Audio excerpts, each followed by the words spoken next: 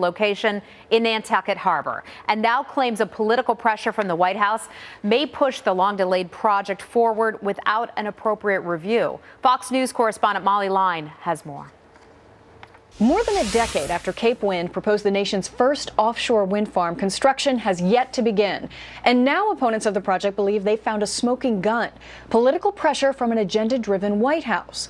Audra Parker, with the Alliance to Protect Nantucket Sound, obtained documents through the Freedom of Information Act that she believes are proof the Federal Aviation Administration fast-tracked the project, despite safety concerns that the more than 400-foot-high turbines would be a danger to private and commercial aviation. We have, at the federal level and at the state level, a very, very strong green agenda.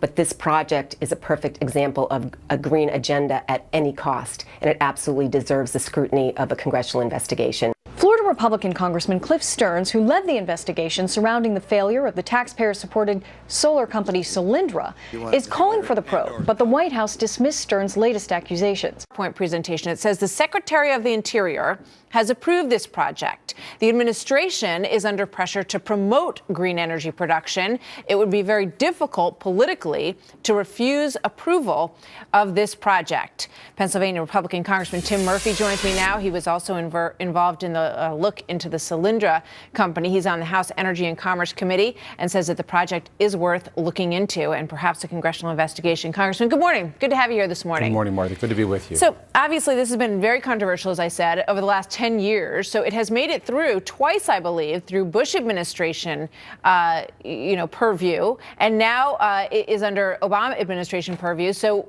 I guess it's very bipartisan approval so far of this project. So why do you have a problem with it? Well, the concern is in the bigger picture of what is happening with energy. Keep in mind that wind energy is subsidized about $56 per kilowatt hour, coal about 64 cents. And this is a continued push by the administration to push one type of energy, this green energy, wind and solar, while cutting off so many other areas. Keep in mind, we're very concerned about this 40 months plus of poor job reports, unemployment above 8%. Coal is looking at losing a couple 100,000 jobs per year. What's happened here is the administration has managed to push through and bypass concerns of the Federal Aviation Administration about having blind spots with radar with this. But they've been able to move this through quickly. In other areas, however, they've stalled for the longest time in permitting us to drill for oil or natural gas offshore while they push for wind offshore. So it is this biased approach which is hurting our economy and hurting our jobs for the sake of the green energy, which concerns us deeply. Wouldn't they say that there are, lots of successful wind farm projects like this in Europe? According to what I read, the people who are in favor of the project say that it would create about 75% of the energy that the Cape needs. So I guess it's a question of why not try this as part of an above all of the above kind of solution to energy? Well, if it indeed was all the above solution energy, that would be worthwhile. No one's against wind and solar overall, but it is to the exclusion of coal. Coal has dropped now from 50% of our energy to 30% of our energy. People can expect their their electric bills to increase by about 30 to 40% over the next few years. These are families who are already hurting from spending a couple $1,000s more per year on gasoline, will now be spending $300 or $400 more per year on electricity. Look at the manufacturing losses in this country because of the increased cost of energy. Again, bear in mind, this wind and solar energy costs much more to produce.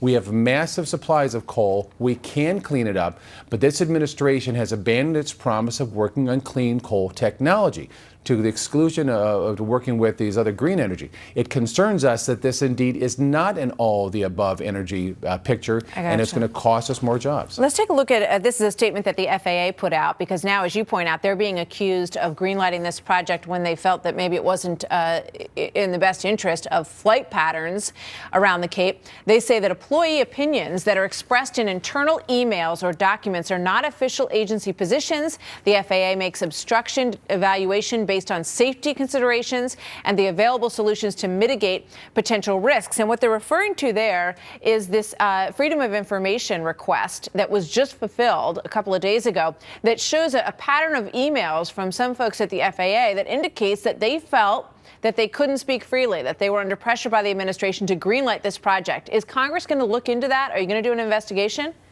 Sure, that's the very thing we need to look at. This administration, despite on its first day of office said it was going to be the most transparent administration ever, has been anything but that. Look at the way they've continued to block us on our investigation of Solyndra. Look at what they've done with Fast and Furious and so many other areas. We'd love to see exactly what the facts are here with the FAA. And look, if this is in a dangerous area, if it creates big blind spots for aircraft and for air traffic control, that's an important aspect we need to be taking a careful look at. It's interesting that Ted Kennedy, long a proponent during his life of environmental, making environmentally sound choices, was very much against this Cape Wind project. The whole Kennedy family has been very much against it, and that would no doubt put them at odds, I guess, with the administration on this and the prior administration. Well, and it's important to find out exactly why that was. Was that a factor because they didn't like the appearance of a location?